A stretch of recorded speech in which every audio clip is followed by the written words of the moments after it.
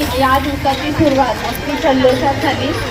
आपल्या 14 एप्रिल या दिवसाची आपण आतुरतेने वाट बघत असतो वर्षभर.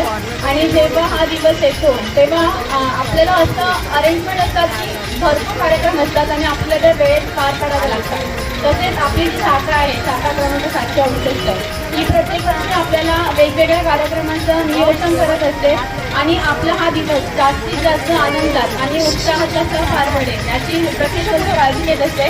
म्हणून मी शाखा क्रमांक 768चे मनापासून आभार मानत आहे.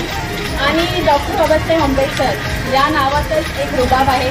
बाबासाहेबांचा जो कायदा आहे, बाबासाहेबांनी जे लिहिले राज्यघटना, त्या राज्यघटनेशिवाय मंत्रिमंडळाचं एकही काम होत नाही. कोणत्याही भाषणाला सुरुवात करताना प्रत्येक मंत्री हा डॉक्टर बाबासाहेब आंबेडकर यांना अभिवादन करतो आणि त्यानंतरच त्यांच्या भाषणाला सुरुवात करतो. आणि यातूनच आपल्याला बाबासाहेबांची एक छबी दिसून येते. आणि म्हणूनच आज 134व्या आपल्या डॉक्टर बाबासाहेब आंबेडकरांच्या 134व्या जयंतीच्या मनापासून सगळ्यांना शुभेच्छा. जय भीम, नमो बुद्धाय. जय भीम.